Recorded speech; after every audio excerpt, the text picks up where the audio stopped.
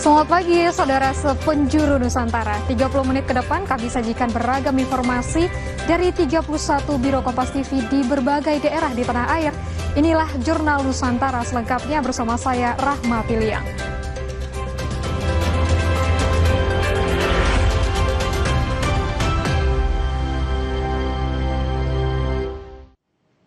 Informasi pertama, saudara, 12 rumah di permukiman padat penduduk di Bulukumba, Sulawesi Selatan ludes terbakar.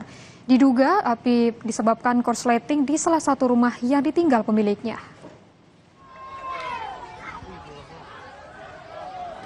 Kebakaran terjadi di permukiman padat penduduk di Jalan Diponegoro, Kecamatan Ujung Bulu, Bulukumba, Sulawesi Selatan. 12 unit rumah hangus terbakar. Api diduga disebabkan korsleting pada salah satu rumah warga yang ditinggal pergi pemiliknya. Angin yang kencang membuat api dengan cepat membakar rumah yang ada di sekitarnya. Tak ada korban jiwa dalam musibah tersebut.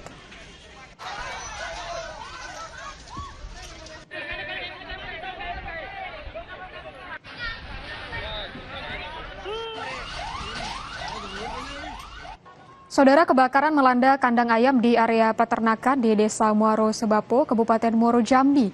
Api diduga berasal dari korsleting listrik.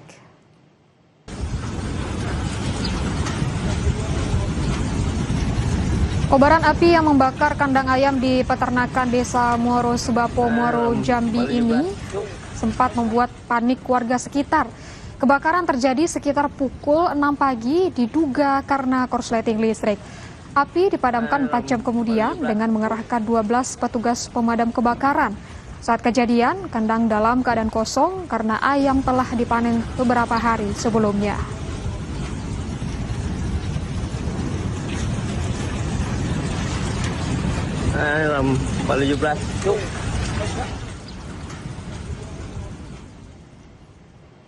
Saudara, jalur utama penghubung antar kabupaten di Trenggalek, Jawa Timur terputus akibat longsoran material batu berukuran besar.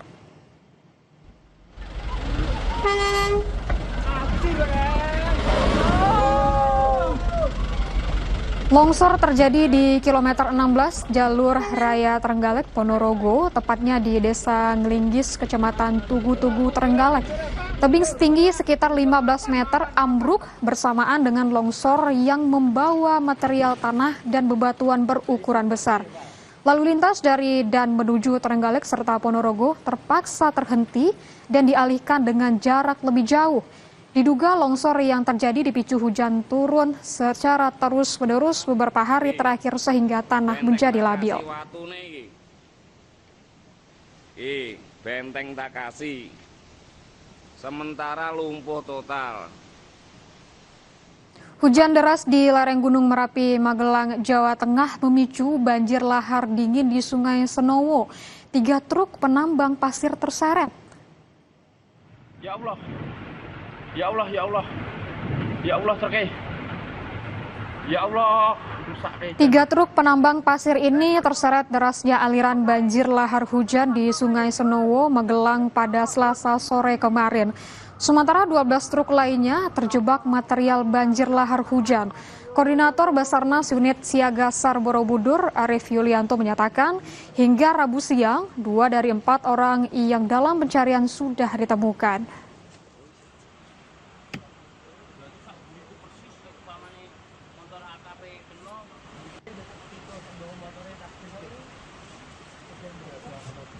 Informasi lainnya, saudara, selama Ramadan harga cabai di Balikpapan, Kalimantan Timur alami kenaikan.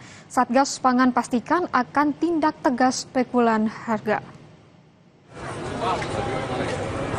Selama Ramadan harga cabai di Kota Balikpapan mengalami kenaikan. Seperti yang terjadi di Pasar Pandansari, saat ini harga cabai mencapai hingga Rp90.000 per kilogramnya. Sementara harga normal cabai hanya di kisaran Rp60.000. Pedagang bilang minimnya pasokan membuat harga cabai naik dalam beberapa hari terakhir. Ya, saat ini sudah naik agak lumayan lah. Berapa harga cabai itu sekarang?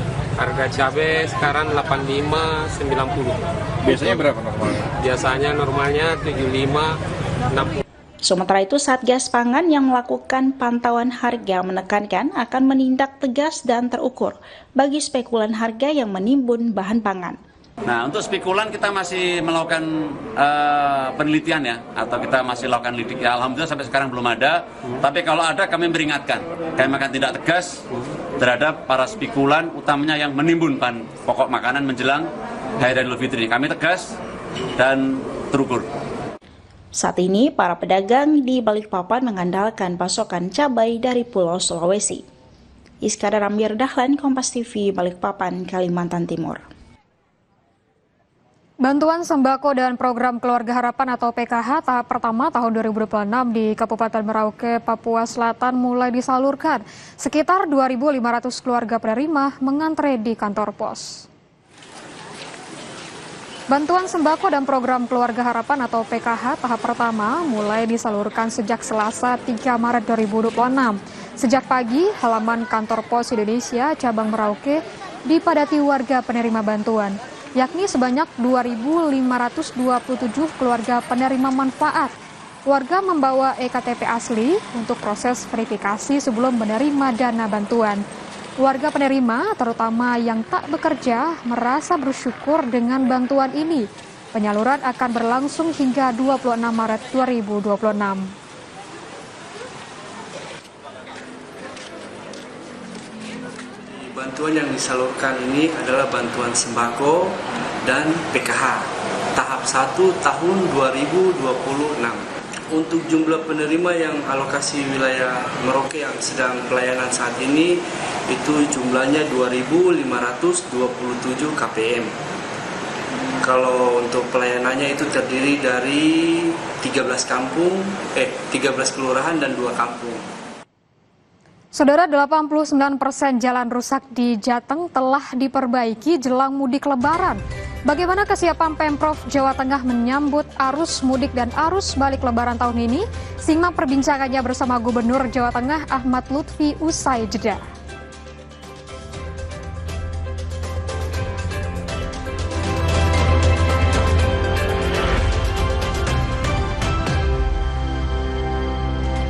Saudara, diprediksi sebanyak 17,7 juta orang akan memasuki wilayah Jawa Tengah pada arus mudik tahun ini. Jumlah ini naik cukup signifikan dibanding tahun lalu yang hanya 13 juta pemudik. Berdasarkan data yang diperoleh Dinas Perhubungan Jawa Tengah untuk tujuan pemudik tertinggi, yakni di wilayah Kebumen, kemudian disusul Banyumas dan Klaten. Diprediksi 17,7 juta pemudik akan masuk ataupun melintas di Jawa Tengah. Untuk jalur Pantura dipastikan aman sebab terdapat jalur tol. Sedangkan untuk jalur lingkar selatan perlu dilakukan sejumlah simulasi. Diprediksi kepadatan arus mudik akan terjadi 14 Maret dan puncak arus mudik pada 18 Maret. Sedangkan puncak arus balik rantau tanggal 28 Maret. Menghadapi naiknya jumlah pemudik yang masuk wilayah Jawa Tengah, sebanyak 900 petugas telah disiapkan untuk menyambut arus mudik 2026. Sementara posko utama berada di kantor Dinas Perhubungan Provinsi Jawa Tengah. Kami memperkirakan jumlah warga yang akan masuk ke Jawa Tengah dan jumlah warga yang akan melintasi Jawa Tengah kira-kira di 17,7 juta. Angka ini ada peningkatan yang cukup signifikan dibanding dengan tahun 2025. Tahun 2025 itu kan sekitar 13 juta ya. Sekarang diperkirakan 17 juta dan ini tentu saja menjadi perhatian kita bersama pemerintah Pemprov Jateng. Karena apa? Kita mendapat tugas dari Bapak Gubernur agar melayani semua para pemudik yang akan masuk ke Jawa Tengah atau melintas Jawa Tengah. Mereka kan tamu ya, sehingga kita siapkan dengan sebaik-baiknya. Pemudik pun diimbau untuk menyiapkan kesehatan masing-masing. Selain itu, mereka juga diminta untuk melakukan pengecekan rutin kendaraan yang bakal digunakan untuk melakukan mudik. Prahayuda Febrianto, Kompas TV, Semarang, Jawa Tengah. Saudara, Gubernur Jawa Tengah Ahmad Lutfi memastikan perbaikan jalan rusak di Jawa Tengah telah mencapai 89%. H-7 Lebaran nanti, semua jalan rusak siap dilalui arus mudik 2026. Saat meresmikan ruas Jalan Galeh Ngerampal sepanjang 1,6 km di Kecamatan Tangen, Kabupaten Sragen, Gubernur Jawa Tengah Ahmad Lutfi mengatakan perbaikan jalan rusak dilakukan untuk mendukung perekonomian dan memperlancar arus mudik. Hingga saat ini, progres perbaikan telah mencapai 89% dan ditargetkan seluruh ruas jalan siap dilalui 7 hari jelang Lebaran.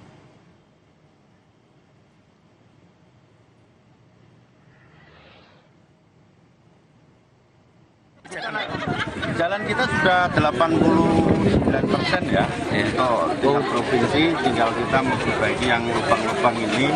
Mungkin H-7 semuanya sudah clear untuk Jawa Tengah, siap untuk dilalui arus mudik. Saudara, seperti apa persiapan jelang mudik Idul Fitri di Jawa Tengah? Kita kupas dan diskusi langsung melalui saluran Zoom dengan Ahmad Lutfi, Gubernur Jawa Tengah. Selamat pagi Pak Ahmad Lutfi. Bapak, bagaimana kesiapan pemerintah Provinsi Jawa Tengah ini dalam menyambut arus mudik dan arus balik Lebaran tahun 2026 ini?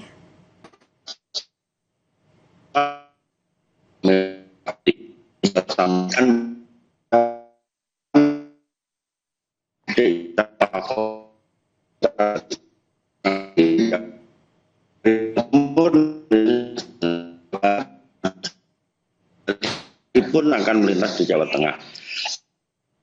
Jawa Tengah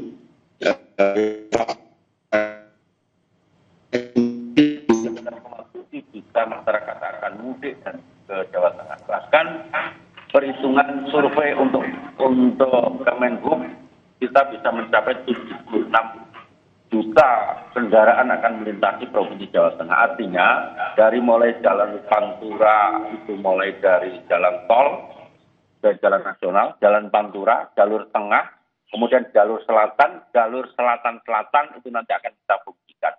Termasuk jalan tol fungsional dari mulai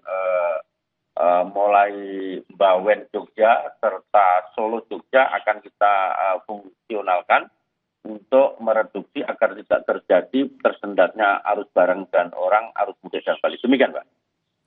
Berarti Pak, apakah ada prediksi peningkatan jumlah pemudik dibanding tahun sebelumnya nih Pak? Dan bagaimana strategi untuk mengantisipasinya, serta bagaimana koordinasi dengan pihak-pihak terkait dengan rekayasa lalu lintas dan antisipasi kemacetan saat arus mudik nanti Bapak? Betul Mbak, jadi untuk 2025 jumlah pemudik kita hampir mendekati 13 juta. Kalau kita prediksi hari ini ulangi, untuk tahun ini 17 juta berarti akan mengalami peningkatan yang signifikan. Oleh karena itu hari Senin kita akan melakukan rapat lintas sektoral dengan seluruh stakeholder yang terlibat, baik Polda, Kodam dan seluruh yang berkompeten untuk melakukan rapat bersama-sama. Tetapi yang tidak kalah pentingnya, karena Jawa Tengah merupakan sentra kreativitas mudik, maka saya harapkan masyarakat kita yang mudik ya, untuk membuat Jawa Tengah menjadi sentral rest area. Artinya begini, titik lelah, titik jenuh Jawa Tengah menjadi tumpuan kita. Harapan kita masyarakat yang mudik untuk bisa istirahat di wilayah kita, kalau perlu nginap di wilayah kita, kalau perlu belanja UMKM di tempat kita, sehingga nanti masyarakat apabila mudik ke Jawa Timur, kemanapun, merasa fresh dan terjaga keamanannya dan kesehatannya. Demikian, Pak. Baik, kalau untuk tahun 2026 ini apakah Jawa Tengah ini juga menggelar mudik gratis Pak? Kalau misalnya digelar gini, bagaimana dengan persiapannya terkait mudik gratis ini Pak? Jadi untuk mudik gratis kita laksanakan tanggal 16, 17, 18. Untuk mudik gratis Jawa Tengah sudah kita siapkan hampir 340 bus yang nanti tersentral di Taman Mini dan di Bandung. Kemudian untuk kereta api kita siapkan hampir 17 rangkaian masyarakat kita yang nantinya bisa digunakan untuk mudik gratis. Termasuk mudik balik pun kita gratiskan. Artinya masyarakat sudah mulai mendaftar di sentral-sentral secara online di Pemprov maupun di perwakilan kita yang ada di Jakarta untuk membuat fasilitas mudik kita lewat bus maupun lewat kereta api, baik itu yang lewat di Taman Mini nanti akan kita berangkatkan tanggal 17, kemudian di Bandung tanggal 18, kemudian kereta api pun sama di Stasiun Senen, yang itu semua untuk mengurangi kepadatan arus mudiknya yang masuk ke kita. Termasuk mereka yang mudik gratis ini kita gunakan bagi saudara-saudara kita, masyarakat kita, pekerja informal khususnya, terus mahasiswa juga bisa yang nantinya akan kembali ke wilayah Provinsi Jawa Tengah. Ini adalah bentuk pelayanan kita kepada masyarakat bahwa masyarakat mudik ini merupakan suatu tradisi yang nguri-nguri budaya yang harus kita pertahankan khususnya kita pemerintah provinsi. Demikian, Pak. Baik, ada mudik gratis begitu ya Pak ya yang diterapkan oleh pemerintah Jawa Tengah.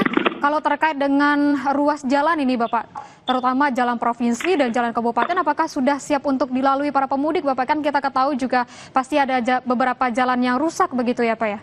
Oh ya, untuk antisipasi jalan rusak, memang sudah saya sampaikan di Jawa Tengah ini sebenarnya kemantapan jalan itu 94,3% jalan provinsi. Tetapi tidak menutup kemungkinan jalan rusak ini adalah jalan terkait dengan aglomerasi. Artinya apa? Aglomerasi Solo Raya, aglomerasi Semarang Raya, aglomerasi Pekalongan Raya, aglomerasi Banyumas Raya. Di mana masyarakat mudik ini tidak hanya antar provinsi, tetapi antar kabupaten. Nah ini kemarin yang saya tekankan para bupati wali kota agar membuat stabilisasi stabilisasi jalan ini secara bersama-sama. Kami tidak pengen jalan kabupaten yang mengkonekkan kabupaten lain ada yang belum selesai. Termasuk jalan-jalan berlubang akibat reduksi hujan yang terus-menerus. Sehingga nantinya akan kita rapatkan hari Senin minimal H-10 dan maksimal H-7 tidak ada lagi public komplain masyarakat kita terkait dengan jalan. Dan ini sudah saya sampaikan, bahkan kita sanggup melaksanakan ini, dan ini pengalaman Lebaran tahun kemarin kita laksanakan. Prinsip untuk menerima arus mudik balik di wilayah kita, demikian Mbak. Baik, ini dari pemerintah Provinsi Jawa Tengah ini memang sudah siap begitu ya Pak. Tapi apa tantangan terbesar Pak yang dihadapi sama Pemprov Jawa Tengah dalam persiapan mudik tahun ini, terutama itu terkait dengan koordinasi antar daerah dan keterbatasan anggaran Pak? Kalau anggaran tidak masalah Mbak. Yang kita waspadai adalah terkait dengan hidrometeorologi. Kerawan longsor, ada banjir, ada rob, bahkan ada erupsi Merapi. Sehingga beberapa kabupaten kota yang menjadi spot bencana ini memang sudah kita siapkan. Contoh misalkan, wilayah Muria ini pasti terkenal akan banjir dari mulai Pati, kemudian Demak, kemudian Jepara, kemudian Kudus, dan lain sebagainya sampai Semarang. Untuk wilayah tanah bergerak itu mulai Purbalingga, kemudian Pemalang, Brebes, bahkan namanya Tegal itu tanah bergerak kaki Gunung Slamet. Artinya daerah-daerah ini menjadi prioritas kita untuk melakukan kewaspadaan dan tanggap segera tagana kita, Sarnas kita siapkan. Saya tidak pengen jalur-jalur utama khususnya daerah yang tak sebutkan wilayah Muria maupun wilayah Slamet, Gunung Slamet nanti adanya suatu travel spot maupun black spot terkait dengan arus barang dan orang oleh adanya bencana. Nah ini yang kita siapkan. Demikian Mbak.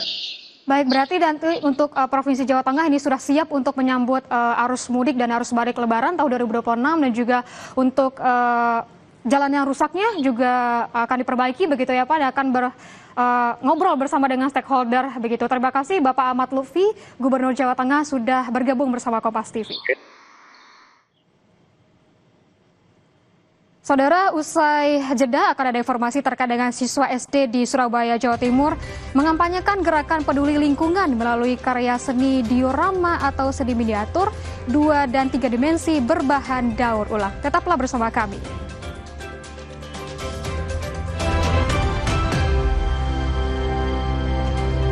Saudara, siswa SD di Surabaya, Jawa Timur mengampanyekan gerakan peduli lingkungan melalui karya seni diorama atau seni miniatur 2 dan 3 dimensi berbahan daur ulang. Informasi ini sekaligus menjadi penutup Jurnal Nusantara. Saya Rahma Piliang, terima kasih. Sampai jumpa.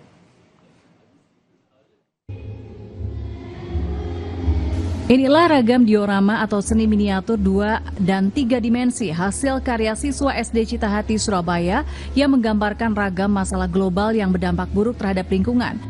Seperti penebangan liar, sampah plastik hingga limbah anorganik lain yang dapat merusak alam dan ekosistem flora fauna. Selain diorama, terdapat juga inovasi pelajar terkait daur ulang, salah satunya pencegahan pencemaran air sungai dan laut dari limbah minyak goreng bekas pakai rumah tangga. Melalui riset yang juga dibimbing oleh guru, siswa belajar mendaur ulang limbah minyak goreng menjadi produk lilin yang bernilai ekonomis. Laut adalah banyak spesies yang mati dan teracuni karena minyak goreng yang terbekas itu. Nah, jadi solusinya kita bisa menjadikan itu sebagai lilin agar kita tidak stres dan juga mereduce oil-oil yang sudah tidak terpakai lagi. Kampanye peduli lingkungan hidup melalui karya seni yang berlangsung di sekolah ini merupakan program yang digagas oleh pihak sekolah yang menampilkan bagaimana siswa menerapkan proses belajar mereka ke dalam isu-isu nyata di sekitar kehidupan global dan sosial. Harapannya dengan mereka tahu bahwa ada berbagai macam masalah di sekitar kita, mereka lebih mencintai bumi ini karena pesan yang mereka mau bawa bahwa bumi ini bukan hanya tempat untuk kita tinggal, tetapi ini menjadi bagian dari tanggung jawab kita bersama. Melalui pameran dan kampanye peduli lingkungan, para guru berharap dapat mewadahi para siswa untuk berkreasi dengan belajar berpikir dan bertindak memahami isu global hingga berani mengambil peran dan aksi nyata yang berdampak positif terhadap lingkungan. Alfian Rahman, Kompas TV, Surabaya, Jawa Timur.